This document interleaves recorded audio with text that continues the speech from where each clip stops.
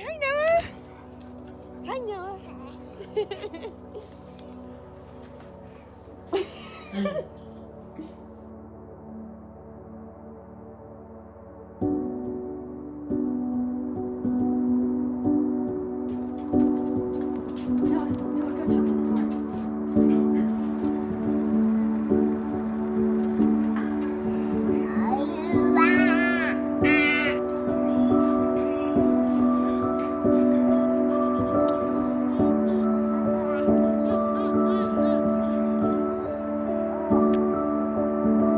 Say balloon.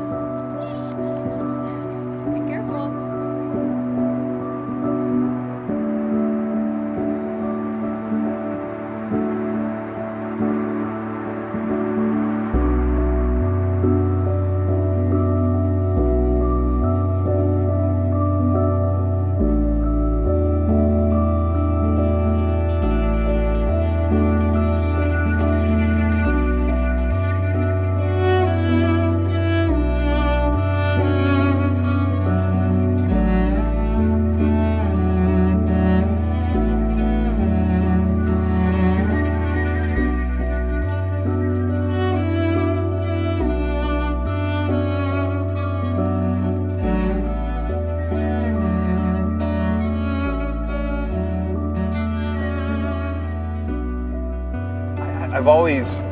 I've always loved to run. Since college, I can just remember always wanting to. It's something to clear my mind. I was born in San Angelo. We lived out in West Texas. Lived in Garden City. I graduated from Miles. That's where I spent most of my childhood growing up. Graduated from that little town of 800 people. And now I live in Fredericksburg. So I still wasn't sure about Fredericksburg, living there for the rest of my life. But on the way, to our last drive with Noah, the streets were lined. Police cars with balloons, kids outside of balloons, releasing balloons. We were driving, and Lashea said, "This is where we're gonna live. This is home." Thank you. If you guys want to go up to the North Shore, so you can really avoid the crowd, that'll get you in.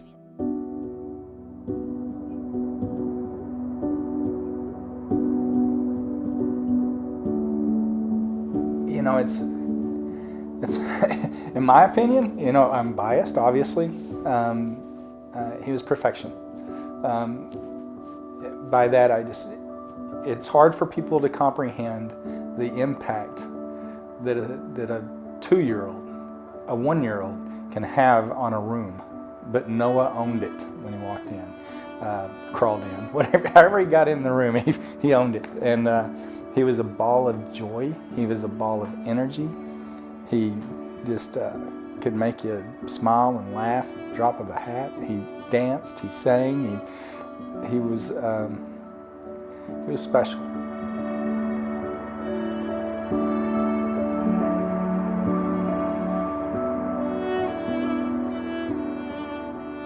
We got the phone call from Gina, Bryan's mother, on I think it was a Sunday morning, I believe.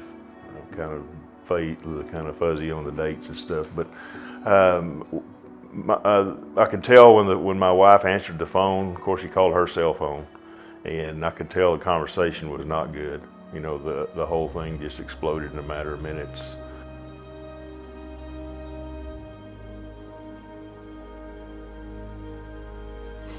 Tracy called me and I answered. I thought it was kind of strange, and she just she asked what I was doing, and I said, we're over at Mom and Dad's, and she just started crying, and had broke the news to me, and I kind of walked away because I knew something bad was going on. I kind of walked away from Shelby, and she told me that Noah had passed.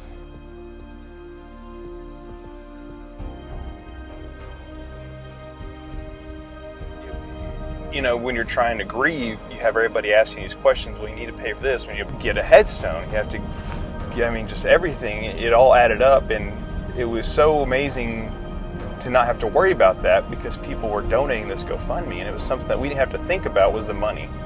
So we thought we're so fortunate to have that we need to. I know there's people out there that don't have the same support that we have. So how can we give back to those, that helped us out? And so it was almost probably 6 months or so after he passed that we decided, man, we need to help other families out that aren't as fortunate as us. So, we're not here just for financial support. We're here for emotional. I mean, we're here if people want to talk. It's just, we just want to leave a mark on. We want to continue Noah's legacy.